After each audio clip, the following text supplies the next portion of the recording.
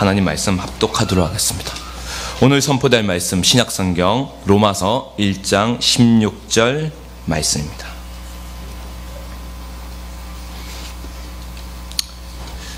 함께 하나님 말씀 받들어 올리겠습니다. 내가 복음을 부끄러워하지 아니하노니 이 복음은 모든 믿는 자에게 구원을 주시는 하나님의 능력이 됨이라. 먼저는 유대인에게요 그리고 헬라인에게로다. 아멘. 자리에 착석해 주십시오. 다시 복음 앞에 두 번째 시간 구원 하나님의 능력이라는 제목으로 하나님 말씀 선포가 있겠습니다.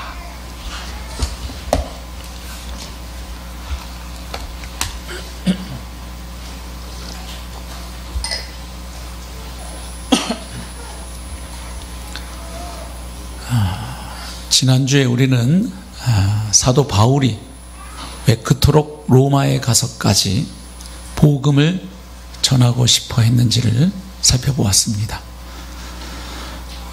이미 세 차례에 걸친 선교 여행을 통해서 지중해 동쪽 지역에, 구체적으로는 예루살렘에서 일루리곤까지 편만하게 복음을 증거했고 중요 도시마다 교회를 세웠던 그가 왜 이번엔 또다시 지중해 서쪽 로마에 가서까지 복음을 전하려 했을까요? 그것은 복음이 하나님의 능력임을 확신했기 때문입니다. 이방인의 사도로 부름받은 바울은 이 중에 지중해 동쪽 지역의 복음이 어느 정도 전해졌다고 보고 이제는 서쪽 지역에도 이 복음 전하기를 원했던 것이죠. 특별히 당시의 땅끝이라고 여겨졌던 스페인까지 복음을 전하기 위해서는 먼저 로마 제국의 심장부인 로마에 가서 복음을 나누고 그 로마 교회를 스페인까지 복음 들고 나아갈 수 있는 교두보로 베이스 캠프로 삼고자 했던 것입니다.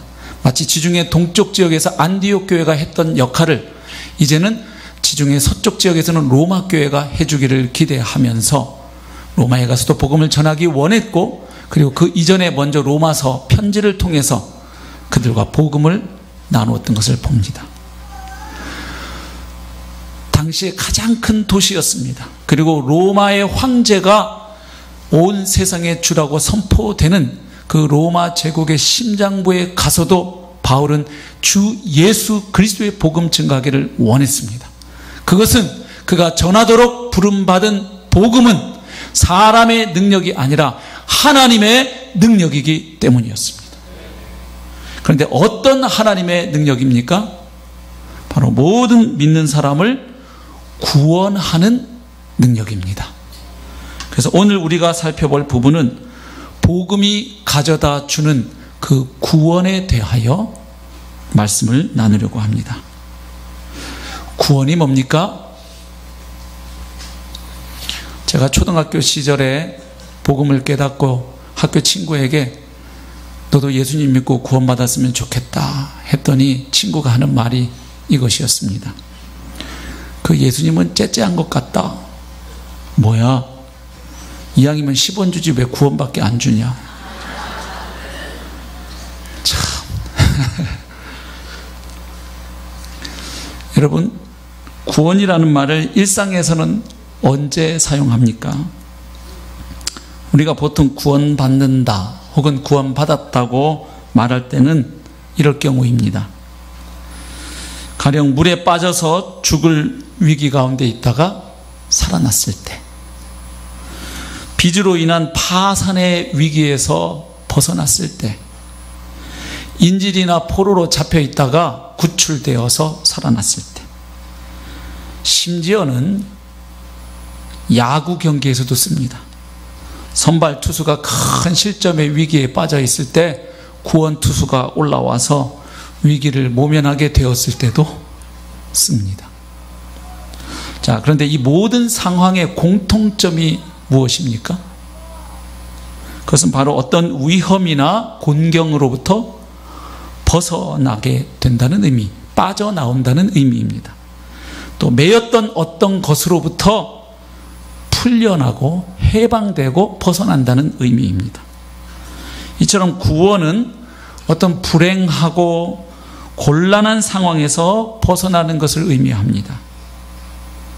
조금 더 포괄적인 개념으로는 모든 악과 고난으로부터 해방되는 것을 뜻합니다. 그러면 모든 사람이 구원을 받아야 할 그 인간이 처해 있는 곤궁이 무엇입니까? 다시 말해서 사람들은 무엇으로부터 구원받기를 원하고 있습니까? 사람들이 일반적으로 생각하는 곤경들에는 이런 것들이 있습니다. 가난, 질병, 얽힌 인간관계, 또 파탄 직전에 있는 결혼 생활, 부모에게 거역하는 자식 문제, 파산 직전에 처한 사업 문제, 불확실한 미래, 시시각각 다가오는 죽음에 대한 공포, 이런 것들입니다. 또 거짓, 불의, 증오, 개인적인 결핍들, 그뿐만 아니라 사회적이고 국가적이고 국제적인 차원의 갈등,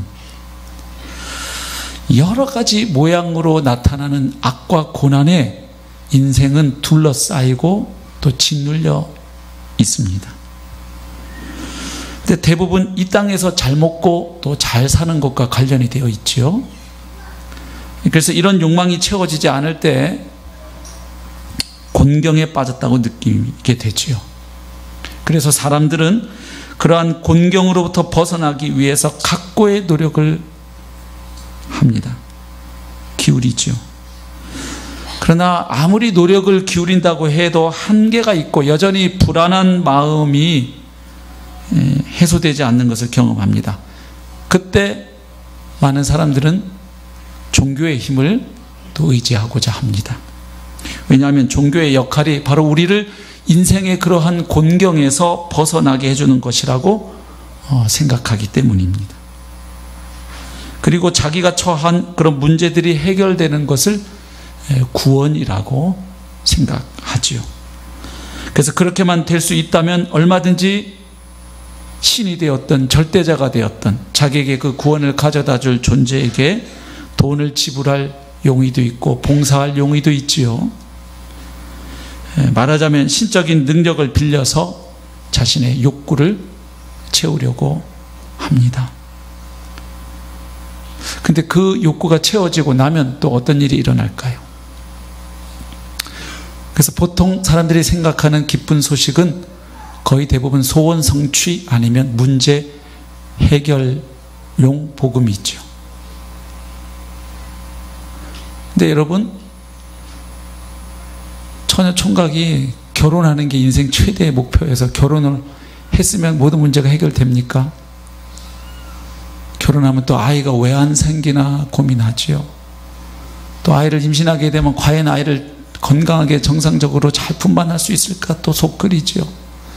아이를 잘 낳고 나면요, 아이가 정상적으로 잘 태어났을까? 손가락 10개, 발가락 10개 다 있나? 그 다음에는요, 아이가 정상적으로 잘 발육하나? 옆집 애보다 우리 애는 왜 이렇게 말이 늦지? 왜 이렇게 키가 작지? 왜 이렇게 공부를 못하지? 옆집 애는 벌써 한글을 터득했다는데, 벌써 영어도 한다는데 우리 애는 아빠도 못하고 있네. 걱정을 하죠. 예. 예. 그래서 아이가 크면 원하는 대학에 가주길 바래요. 대학에 가면 끝인가요? 또 이제 학점을 봐야죠. 성적표 보고 또 얘가 또 연애를 어떻게 하는지도 봐야죠. 또 결혼하면요, 또 저것들이 안 헤어지고 잘 사나? 또 애는 또 잘 낳을까? 또 직장 들어가면 끝인가요? 아유, 직장에서 안 잘리고 구조조정 안 당하려나? 승진은 제때 하려나? 또 너무 승진 잘해갖고 너무 일찍 또 퇴직하는 거 아닌가? 요즘은 너무 잘 나가도 걱정 안 돼요. 일찍 나와야 되니까. 너무 늦어도 걱정이고 적당히 가야 된다면서요. 예. 그게 쉽냐고요, 어디 마음대로. 예. 그렇죠. 예. 또 명예퇴직, 정년퇴직하고 나면요, 또 이제 노후 걱정해야죠. 젊어서 돈 번 거 다 병원 갖다 줘야 되잖아요.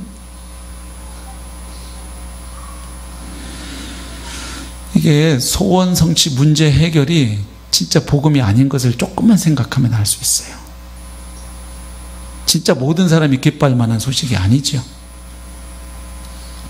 사실 구원이란 아까도 말씀드렸지만 매우 포괄적인 개념이어서 모든 악과 고난에서 해방되는 것을 의미하죠.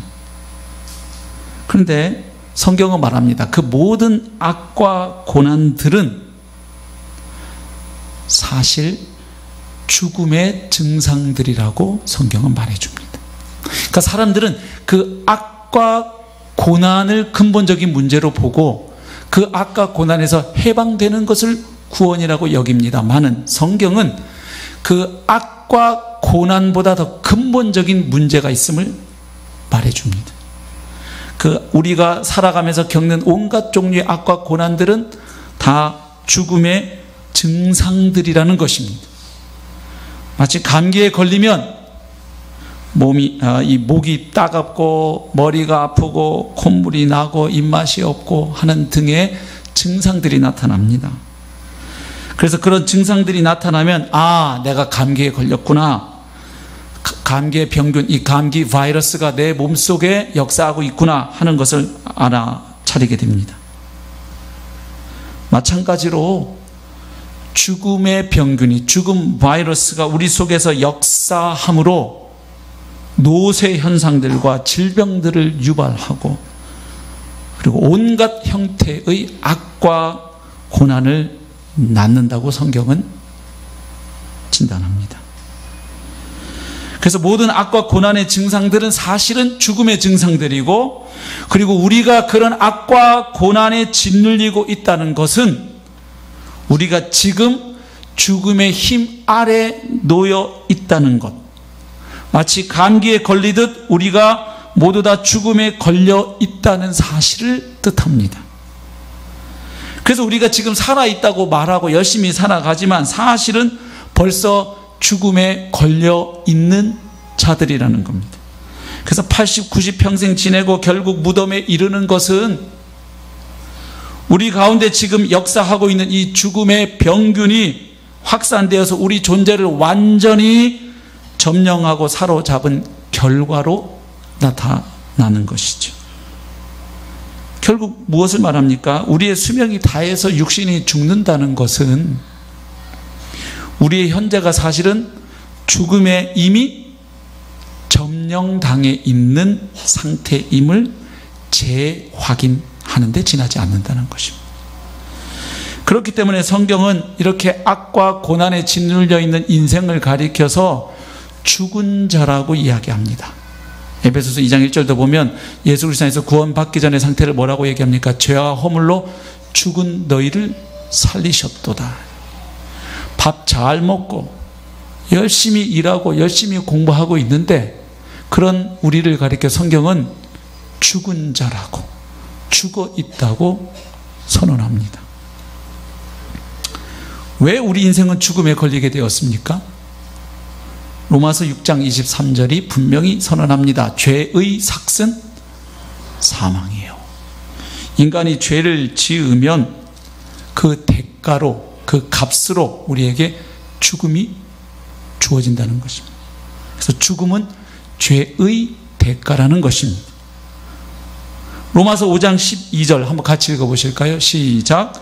그러므로 한 사람으로 말미암아 죄가 세상에 들어오고 죄로 말미암아 사망이 들어왔나니 이와 같이 모든 사람이 죄를 지었으므로 사망이 모든 사람에게 이르렀느니라. 여기 창세기 사건을 염두에 두고 말합니다. 기억하시죠? 창세기 1장 보면 하나님께서 우주 만물을 창조하신 다음 맨 마지막에 인간을 창조하십니다. 근데 특이하게도 인간은 하나님이 자기 형상대로, 곧 하나님의 형상대로 창조하십니다.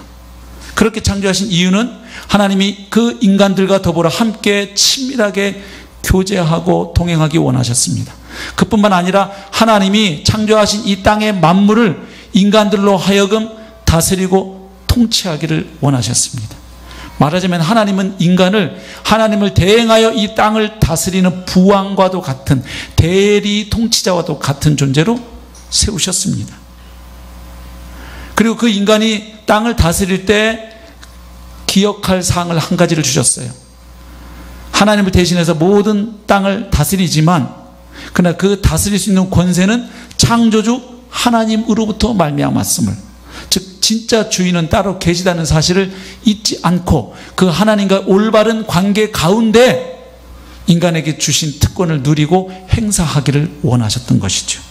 그래서 창세기 2장 15절 보면 하나님이 이렇게 말씀을 하십니다. 여호와 하나님이 그 사람을 이끌어 에덴 동산에 두어 그것을 경작하며 지키게 하시고 여호와 하나님이 그 사람에게 명하여 이르시되 동산 각종 나무의 열매는 네가 임의로 먹되 선악을 알게 하는 나무의 열매는 먹지 말라. 네가 먹는 날에는 반드시 죽으리라 하시니라. 예. 하나님 그 에덴 동산에 뭐하러 그 선악과는 만드셔가지고 그걸 먹지 말라고 하셨을까? 째째하게 이런 생각하시는 분 계신가요? 창세기 1장에 보시면 하나님이 인간을 창조하시고 맨 먼저 인간에게 하신 것은 복 주는 일이었습니다. 땅을 다스리게 하셨을 뿐만 아니라 생육하고 번성하여 충만하라고 하나님은 인간을 축복하셨어요. 복을 주셨어요. 그리고 그 복 가운데 계속 머물러 살 수 있는 한 가지 조건, 곧 하나님이 금하신 선악과를 취하지 않으므로 하나님의 주권을 인정하는 그 관계 안에 머물러 있기를 원하셨던 것이죠. 그래서 이것저것 다 먹지 못하게 하신 것도 아니죠. 에덴 동산에 있는 모든 과일은 마음껏 취하라고 하셨습니다. 먹고 싶은 대로 다 먹어라. 단 하나만 기억하자. 그게 하나님의 의도였지요. 그런데 아시는 것처럼 뱀의 유혹을 받고 아담과 하와는 선악과를 먹었지요.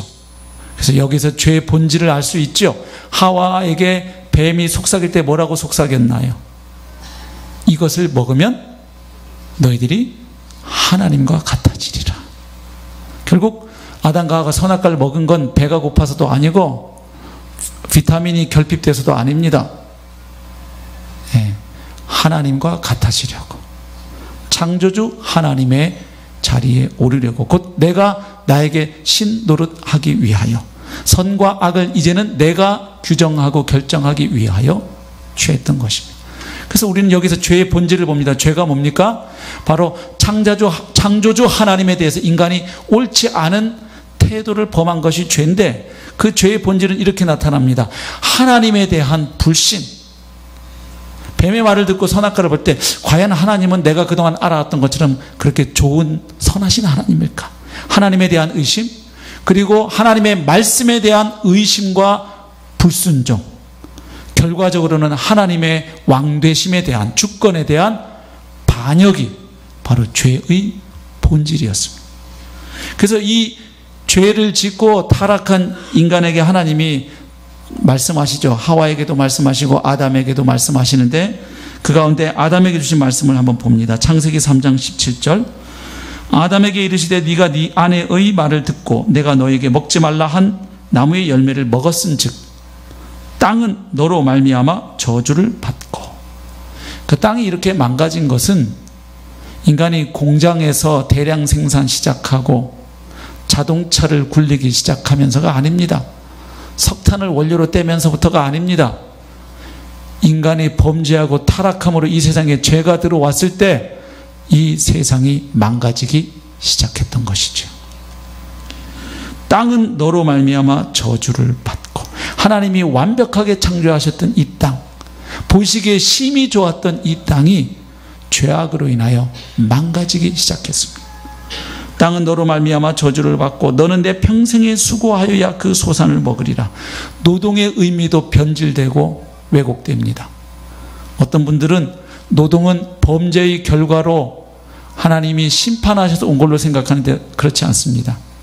창세기 2장에 보면 인간이 범죄하기 전에 에덴 동산을 관리하고 경작하고 지키라고 하셨습니다. 일이 있었습니다. 다만 그때의 일은, 노동은 입에 풀칠하거나 먹고 살기 위한 노동이 아니었습니다. 왜? 이미 그 문제는 다 해결해 주셨거든요, 하나님이. 그때의 노동은 하나님의 형상으로 지음받은 인간이 하나님으로부터 받은 이 만물을 다스리는 통치권을 행사하는 의미의 노동입니다. 실제적으로 다스리는 행위였습니다. 그런데 범죄하고 나니까 노동의 의미가 바뀌죠. 평생에 수고하여야 그 소산을 먹으리라. 먹고 살기 위한 노동으로 변질됩니다. 타락의 결과가 이겁니다. 없던 것이 새로 생겨난 것들보다는 기존에 하나님이 선하게 창조하신 것들이 다 망가져 버렸습니다. 그래서 예수 그리스도 안에서 구속은 뭐냐면 그것을 다시 그리스도를 통하여 회복하시는 것입니다. 예. 그래서 구원받은 자는 이제 노동의 의미도 새롭게 회복하는 것입니다. 다 망가졌잖아요. 하나님이 원래 부부에게 주신 선하고 아름다운 선물이었던 성도 망가지고 왜곡되고 뒤틀려 버렸어요. 그래서 구원받은 사람은 새로운 성 개념과 윤리를 갖게 되는 거예요. 원래 하나님 의도하셨던 것을 찾게 되니까요. 노동, 돈에 대한 가치, 모든 것이 다 그렇습니다. 그래서 구원받는다고 할 때는 단지 죄사함 받고 지옥에만 안 가는 게 아니라 죄악으로 망가졌던 것들로부터 다시 회복되어져 가는 것을 포함합니다. 땅이 내게 가시덤불과 엉겅퀴를 낼 것이라. 네가 먹을 것은 밭의 채소인즉 네가 흙으로 돌아갈 때까지 얼굴에 땀을 흘려야 먹을 것을 먹으리니 네가 그것에서 취함을 입었음이라. 너는 흙이니 흙으로 돌아갈 것이니라. 결국 일생 동안 뼈 빠지게 노동해서 먹고 살다가 결국엔 죽어서 흙으로 돌아간다는 것입니다. 인간의 실존입니다. 더 슬픈 것은 죽음이 끝이 아니라는 것입니다. 히브리서 9장 27절 한 번 죽는 것은 사람에게 정해진 것이요 그 후에는 심판이 있으리니. 죽으면 다 끝이라고 이야기들 하지요? 모르는 소리입니다. 죽음 이후에는 하나님의 심판이 있습니다. 그 하나님의 심판의 모습이 어떠한지는 계시록 20장 11절부터 15절과 21장 8절을 한번 읽어보시기 바랍니다. 무시무시한 하나님의 최종 심판이 기다리고 있습니다.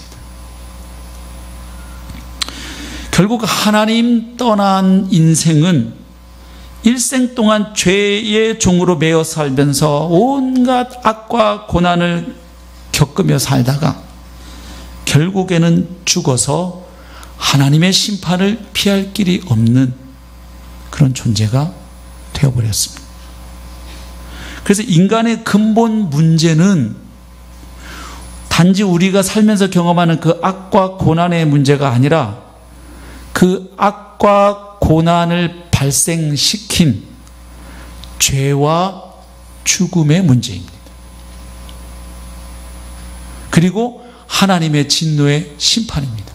이것이 모든 인간이 처해 있는 근본 문제입니다. 이 죄의 문제, 사망의 문제, 심판의 문제.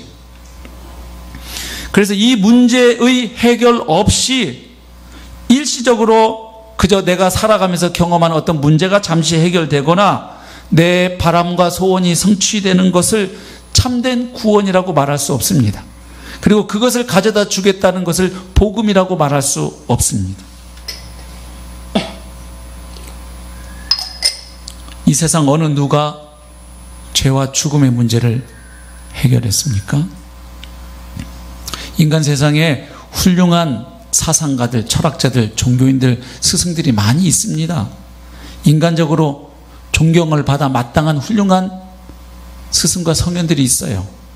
그러나 그 어느 누구도 살아가면서 여러 가지 깨닫는 진리들을, 나름의 진리를 깨닫고 설파했지만 죄와 죽음의 문제를 해결하지는 못했어요.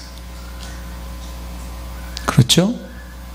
석가모니도 죽었고, 공자도 죽었고, 소크라테스도 죽었고, 마호멧도 죽었습니다. 예수님도 죽었습니다. 그런데 그분은 부활하셨습니다.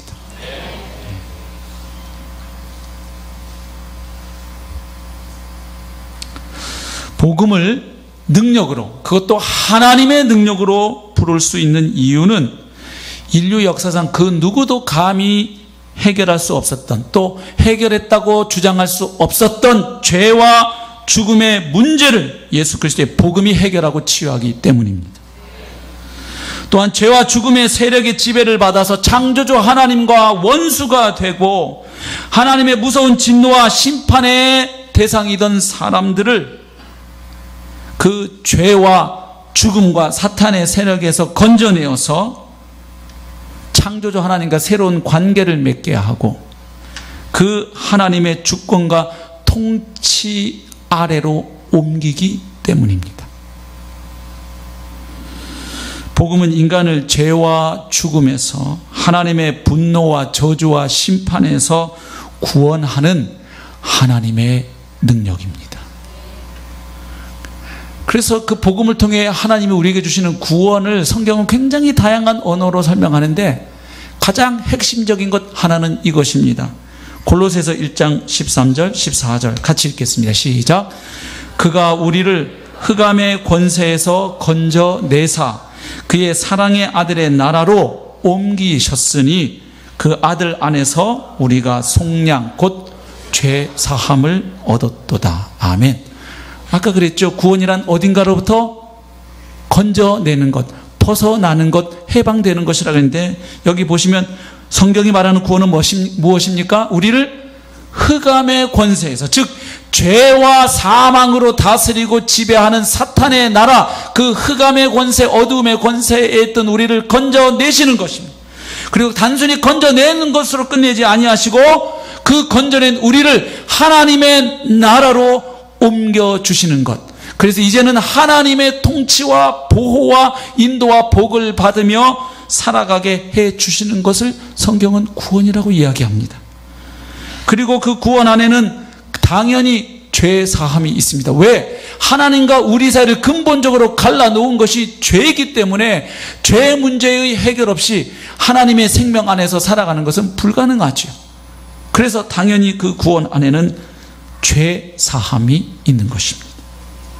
그래서 결국 성경이 말하는 구원의 핵심 단어는 죄 사함과 영생이에요.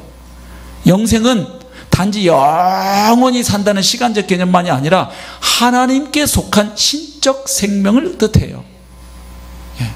단지 오래만 사는 게 영생이면 나중에 지옥에서 영원토록 형벌받는 것도 영생이게요. 그건 영벌이라고 이야기합니다. 영생이 아니거든요. 그래서 영생은 하나님께 속한 신적 생명이 회복되는 것을 의미합니다.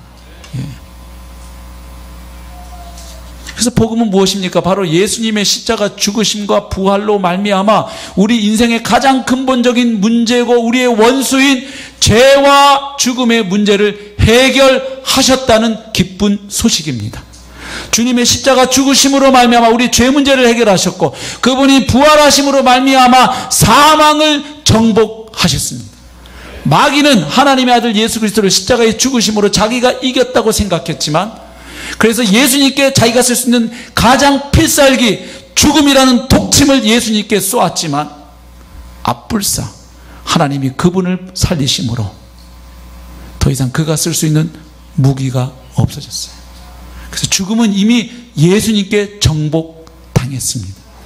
그래서 우리도 나중에 주님의 부활에 참여할 것을 믿고 소망할 수 있게 된 것입니다.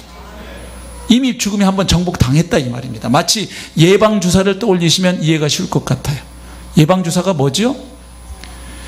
미리 그 바이러스를 몸에 넣어서 몸이 싸워서 이기는 경험을 축적시키는 겁니다. 그래서 몸의 면역력을 만들어주는 거예요. 그래서 바이러스를 넣긴 넣는데 완전히 죽은 놈을 넣으면 소용없고 반쯤 죽은 놈, 그죠? 살아있긴 한데 또 너무 센 걸 넣으면 어떻게 됩니까? 독감 예방주사 맞고 어떻게 해야 될까요? 독감 걸려버리겠죠. 그래서 좀 약한 놈을 넣어서 몸이 싸워서, 그죠? 막 백혈구하고 전쟁이 벌어지겠죠. 그래서 몸이 한번 싸워 이겨보는 경험을 갖게 해요. 그래서 나중에 실제로 그 바이러스가 침투하면 이길 수 있도록 해주는 것이죠. 그러니까 주님의 부활이 첫 열매가 되는 것은 이미 사망이 주님 앞에 무릎 꿇었기 때문입니다. 그러니까 십자가 부활의 복음은 우리 인생의 가장 근본적인 문제요, 원수인 죄와 죽음의 문제를 해결했기 때문에 기쁜 소식입니다. 그런데 문제는 이 객관적으로 일어난 하나님이 역사 가운데 일으키신 이 구원 사건이 어떻게 우리 개개인에게 실제적인 구원으로 경험됩니까? 바로 그것이 다음 주에 살펴볼 믿음으로 가능합니다.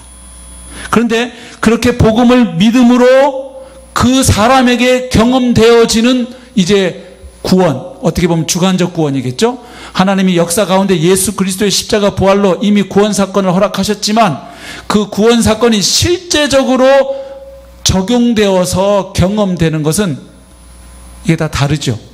경험하는 사람이 있고 여전히 못하는 사람이 있지요. 그런데 복음을 믿음으로 그 하나님이 예비하신 구원의 은혜를 경험하게 되는데 그 구원의 은혜를 성경은 굉장히 다양한 언어로 설명합니다. 왜냐하면 그 구원의 은총이 너무 크기 때문에 그래요. 어떤 큰 개념은 한두 마디로 정의 내릴 수가 없는 법이죠. 누가 부모님의 은혜는 뭐와 같냐 이렇게 물으면 그 한 단어로 정리할 수 있겠어요? 그래서 예수님을 믿음으로 말미암아 주어지는 그 구원의 은혜를 성경은 여러 가지 그림 언어로 설명하는데 그걸 다 살펴볼 수는 없고요. 가장 대표적인 것 4가지만 나누고 말씀을 맺겠습니다. 첫 번째는 의인되는 은혜입니다. 죄인이 의인되는 은혜입니다. 칭의라고도 합니다. 의롭다고 칭하여짐. 이건 법정에서 가져온 언어죠. 가령 법정에서 지금 재판이 벌어지는데 최종심에서 재판관이 아무개는 무죄 하고 꽝꽝꽝 법정에서 선언하는 것을 의미합니다. 무죄 선언을 받게 되면 이 사람은 풀려납니다. 근데 성경이 말하는 칭의는 여기에서 조금 더 나갑니다. 단순히 지금까지 지은 죄를 용서함 받고 그 죄에 대한 처벌과 심판을 받지 않는 것뿐만 아니라 그건 당연하고 죄 사함 받는 것, 죄 용서함 받는 것 당연히 칭의 안에 들어가 있고 그뿐만 아니라 그로 인해서 하나님과 올바른 관계 속으로 들어가는 것을 칭의라고 합니다. 성경에서 말하는 의롭다 할 때는 기본적으로 바른 관계 속에 놓여 있는 것을 의미해요. 그래서 예를 들면 하나님과 이스라엘 백성이 언약을 맺었을 때 의롭다고 하는 것은 뭡니까? 그 관계가 가져다주는 의무를 성실하게 이행하는 것입니다. 예를 들면 하나님은 이스라엘 백성의 하나님 노릇을 해주셔야 합니다.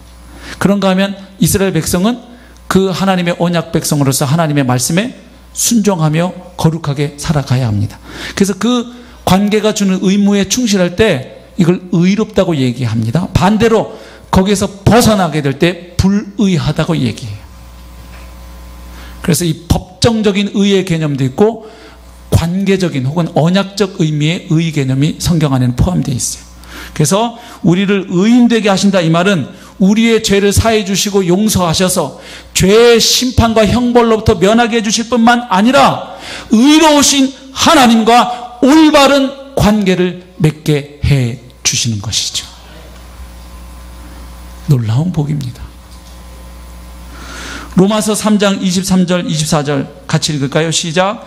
모든 사람이 죄를 범하였음에 하나님의 영광에 이르지 못하더니 그리스도 예수 안에 있는 속량으로 말미암아 하나님의 은혜로 값없이 의롭다 하심을 얻은 자 되었느니라. 아멘. 4장 25절 예수는 우리가 범죄한 것 때문에 내줌이 되고 또한 우리를 의롭다 하시기 위하여 살아나셨느니라. 예수님이 십자가에 죽고 부활하신 목적이 뭐냐면 우리를 의롭다고 하시기 위해서.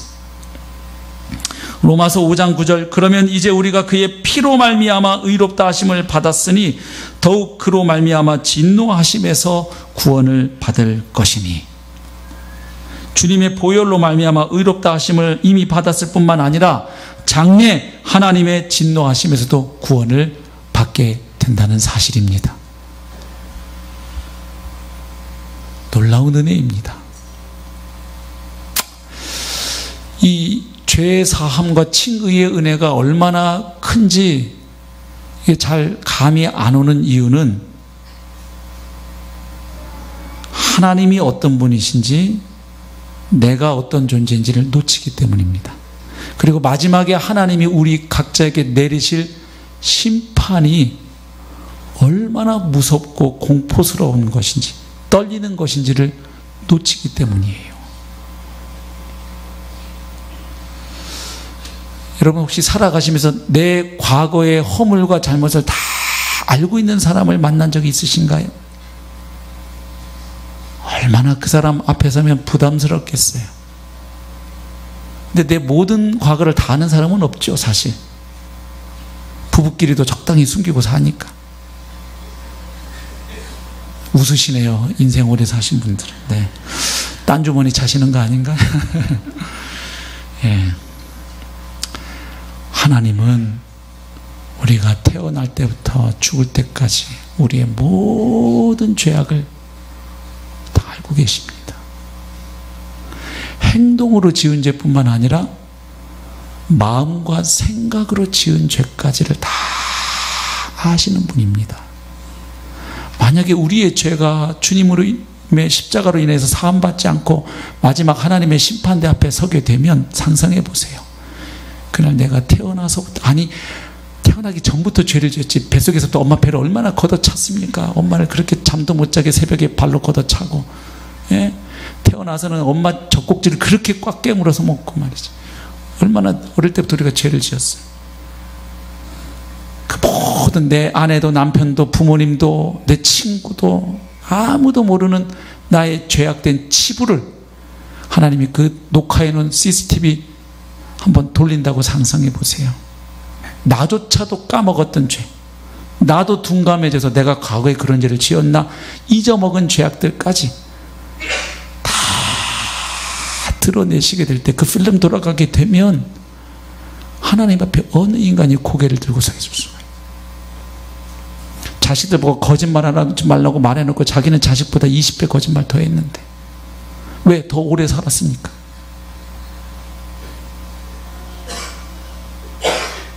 자식 보고 정직하게 살라고 학교 가서 절대로 컨닝 부정행위 하지 말라고 하면서 자기는 세금 다 탈세하고 위장 전입하고.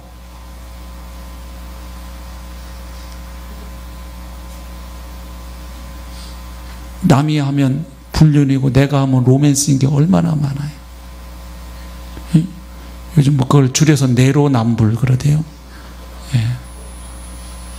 그걸 하나님이 다 우리 앞에서 돌리시는 거 한번 상상해 보세요. 남편 앞에서, 아내 앞에서, 자식, 부모 앞에서 고개 들 수 있을까요? 목사님, 저는 성도 앞에서 고개를 뻣뻣이 들고 서 있을 수 있을까요? 여러분, 이 죄 사함의 은혜, 그리고 죄인이었던 우리를 그리스도 안에서 의인이라고 거룩하신 하나님이 우리를 그렇게 칭하해 주시고 불러주신다는 것은 어마어마한 은혜예요. 깨달아지시는 은혜가 있기를 축복합니다. 또 구원의 은혜를 성경은 화해함이라는 용어로도 설명합니다. 한마디로 말하면 원수되었던 하나님과의 관계가 회복되고 화목하게 되었다는 것입니다. 여러분, 우리가 인간 세상에서요, 나보다 높은 사람하고 왼수되면 참 삶이 고달파요.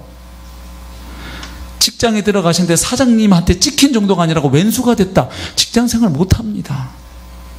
군대 갔는데 고참과 지휘관하고 왼수가 됐다, 군생활 꽃이 펴요. 애로사항이. 제가 그랬어요. 제가 대학 마치고 늦은 나이에 사병으로 갔어요. 친구들은 다 장교로 군목으로 가고 그럴 때. 예. 근데 막 백골 부대를 갔거든요. 신병교육대에서 3주까지 고문관 소리를 듣다가 제가 첫날 그리스도인인 걸 밝혔는데 너무 이게 덜 떨어져 가지고 훈련을 잘 못 받고 늦으니까 고문관 소리를 딱 듣게 됐어요. 제가 소대 향도였는데 대학 마치고 왔다고. 제일 얼빵하고 헤매는 거예요. 그럼 저 때문에 다른 소대는 쉬는데 막 같이 단체 기합 받는 거예요. 쉬는 시간에도 못 쉬고. 얼마나 미안합니까? 그래가지고 하나님 지혜를 주세요. 그래갖고 막 열심히 그냥 기를 쓰고 훈련을 받았더니 그래도 6주 마칠 때는 사단장 표창을 받았어요. 세상에. 주님은 살아계셔요. 그래갖고 신교대에서 1등으로 퇴소해가지고 친구들은 자대 배치 갈 때 저는 집에 왔어요. 교회 왔어요. 4박 5일 휴가를 마치고 갔더니 갑자기 더블백을 입에 물고 오라고 시키는, 왜 이러나, 이게 제가 그 환란의 의미를 시간이 지나고 알았죠. 이미 자대 소문이 다 난 거예요. 요거 남들보다 5일 늦게 오는 요 녀석이 나이는 25살 먹은 놈이고, 신교대에서 사단장 표창 1등으로 표창 받고 갔다 온 놈이고, 그리고 무시무시한 90일 복무 단축자다. 여기 남자분들은 아시죠? 옛날에 그런 거 있었어요. 대학교 1학년 때 저 문무대 갔다 오고 또 2학년 때 전방입수 훈련 받으면 이 군사정권에서 90일 이 군복무 단축을 해주는 제도가 과거에 있었습니다. 제가 그 마지막 혜택자거든요. 여러분, 군대에서 90일 제끼는 거, 이 의미를 자매님들은 모르세요. 네. 굳이 뭐 자매님들 얘기하면 똑같이 애를 낳는데 여기 자매는 들어가서 24시간 진통하고 나는데 본인은 1시간 만에 애를 쑥 낳고 나왔다. 뭐 이러면 좀 느낌이 오실런지 모르겠어요.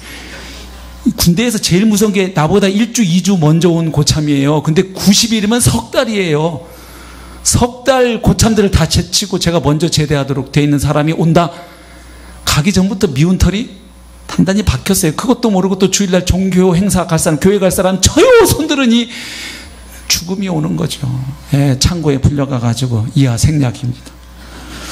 여러분, 고참에게 찍히는데도 정말 힘들었어요. 여러분, 회사 사장에게 찍히시고 군대 지휘관에게 찍혀도 이렇게 힘든데 만유의 주여 심판자이신 하나님과 원수되었다고 상상해 보세요.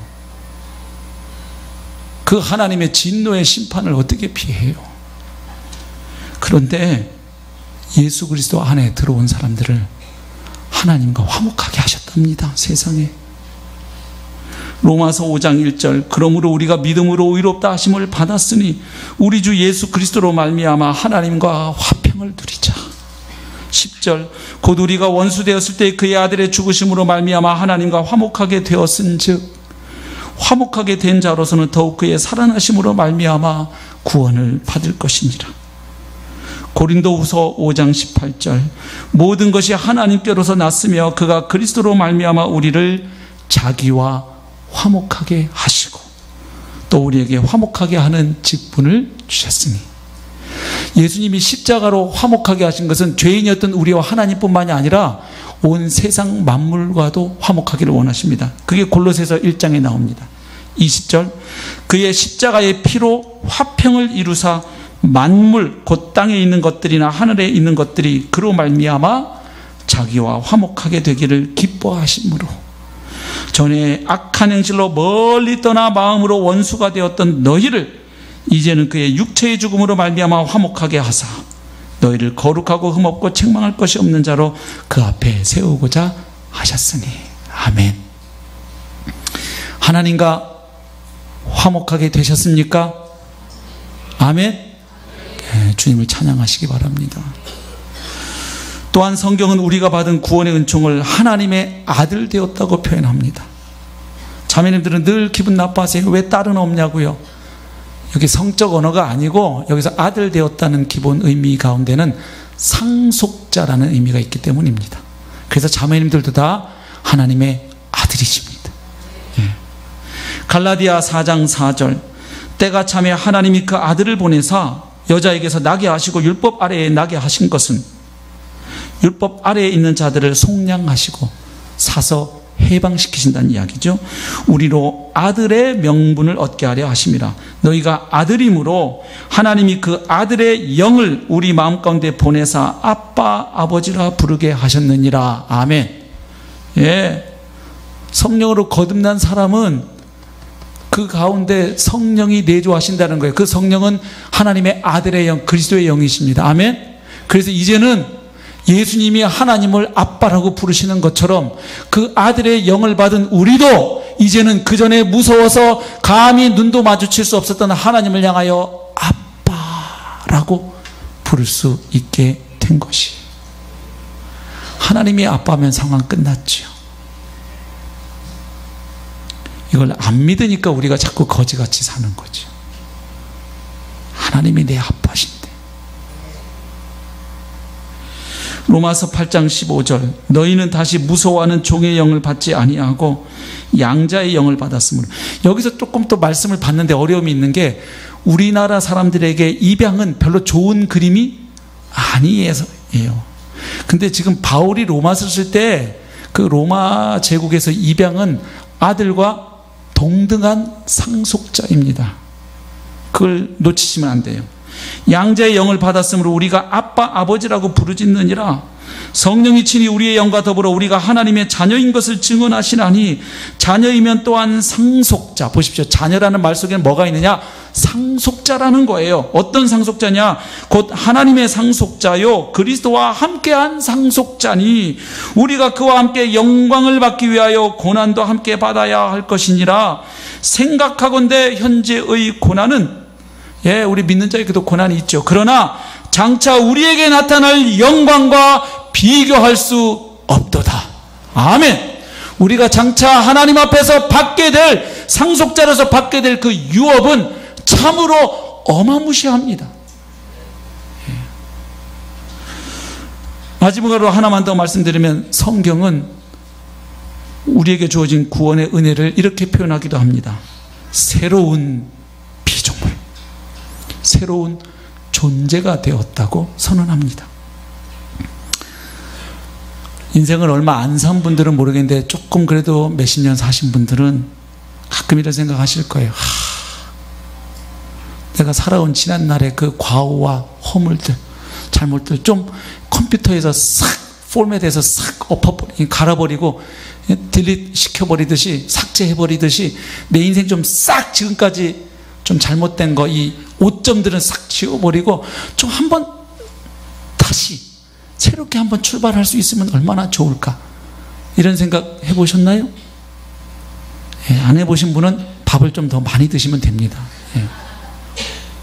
조금만 인생 사시면 한번 좀 인생에서 리세팅은 안 되는가? 인생에서는 컴퓨터에서는 이게 가능한데 우리 인생도 한번 이거 새롭게. 놀라운 것은 예수 그리스도 안에서는 그것이 가능하다는 사실이에요. 고린도후서 5장 17절 그런즉 누구든지 그리스도 안에 있으면 새로운 피조물이라. 이전 것은 지나갔으니 보라 새 것이 되었도다. 아멘. 그 새로워진 존재를 로마서 6장에서는 이렇게 표현합니다. 6절 우리가 알거니와 우리의 옛사람이 예수와 함께 십자가에 못 박힌 것은 죄의 몸이 죽어 다시는 우리가 죄에게 종노릇하지 아니하려 함이니 이는 죽은 자가 죄에서 벗어나 의롭다 하심을 얻었습니다. 아멘. 죄에게 더 이상 종노릇하지 않는 존재가 되었다는 사실이에요. 그 전에 예수 생명으로 거듭나기 전에는 아무리 내가 죄를 짓고 싶지 않아도 무조건 지을 수밖에 없는 죄의 종노릇하는 존재였지만 이제 성령으로 중생한 거듭난 성도는 물론 또다시 나를 추구하고 주님의 주권을 부정하면 죄를 짓지만 성령을 따라 살게 될 때 율법을 이룰 뿐만 아니라 죄를 이길 수 있는 것을 가능하게 해 놓으셨다는 사실입니다. 놀라운 은혜죠. 그래서 죄의 형벌로부터만 우리를 건져주신 게 아니라 성령을 따라 살 때 죄의 권세와 세력으로부터도 점차 해방되어져 가는 성화의 구원의 은혜를 경험해 가는 것입니다. 아멘. 그리고 마지막 주님 다시 오실 때 우리도 부활해서 완전히 죄의 존재 자체로부터 자유롭게 될 것입니다. 이것이 성도에게 주어진 구원이거든요. 로마서 6장 10절 그가 죽으심은 죄에 대하여 단번에 죽으심. 여기 예수님의 죽으심과 부활을 언급하는 이유는 바로 예수님을 믿고 침례받은 성도는 예수와 함께 연합된 자가 되었기에 그의 죽음이 곧 나의 죽음이요 그의 부활이 나의 부활이기 때문에 이 이야기를 하고 있죠. 그가 죽으심, 예수님이 죽으심은 죄에 대하여 단번에 죽으심이요 그가 살아계심은 하나님께 대하여 살아계심이니 이와 같이 너희도 너희 자신을, 그 다음 같이 읽어봅시다. 시작. 죄에 대하여는 죽은 자요 그리스도 예수 안에서 하나님께 대하여는 살아있는 자로 여길지어다. 아멘. 하나님은 복음을 받아들이고 구원받은 성도를 이렇게 보신다는 거예요. 그래서 너희들도 너희 자신을 이제는 그렇게 여기고 살아가라는 말씀이에요. 같은 이야기를 갈라디아 2장 20절에서 이렇게 선언합니다. 같이 암송하거나 읽겠습니다. 시작. 내가 그리스도와 함께 십자가에 못 박혔나니 그런즉 이제는 내가 사는 것이 아니요 오직 내 안에 그리스도께서 사시는 것이라. 이제 내가 육체 가운데 사는 것은 나를 사랑하사 나를 위하여 자기 자신을 버리신 하나님의 아들을 믿는 믿음 안에서 사는 것이라. 아멘. 그전에는 예수님 달린 십자가만 보였는데 복음을 깨닫고 보니 예수님이 나를 대신하여 달리셨기에, 주님이 우리 한 사람 한 사람을 대신하시고 모든 죄인들을 대표하여 십자가에 달려 죽으셨기에 예수님 안에 내가 그 안에 있었음을 깨닫게 되지요.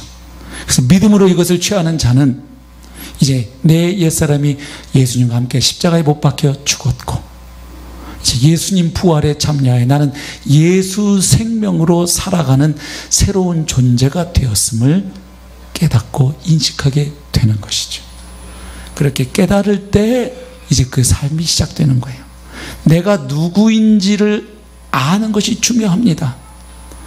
남자분들 양복 수트 멋있게 차려입고 회사에서 사장실에 있을 때는 다 사장님 같은데, 사무실에 있을 때는 예비군복만 입혀놓으면 길가 아무 데서나 앉아서 밥도 잘 먹고 소변도 아무 데서나 잘 봐요. 왜냐하면 그 순간 향토 야비군이 되셨기 때문이에요. 이게 정체성이 우리에게 가져다 주는 것이에요. 그래서 복음을 깨달았다면 내가 그리스도 안에서 어떤 존재인지를 매일 인식하고, 연약한 내 자신이 아니라 연약한 나를 그리스도 안에서 새롭게 바꾸신 주님께 초점을 맞추고 집중할 때 이제 그 신분에 걸맞는 삶을 살게 되는 것이에요. 내 능력이 아니라 함께 하시는 성령님의 도우심으로 말입니다. 나 죽고 예수 생명으로 살아가는 자로 만드셨답니다. 놀라운 이야기 아니에요?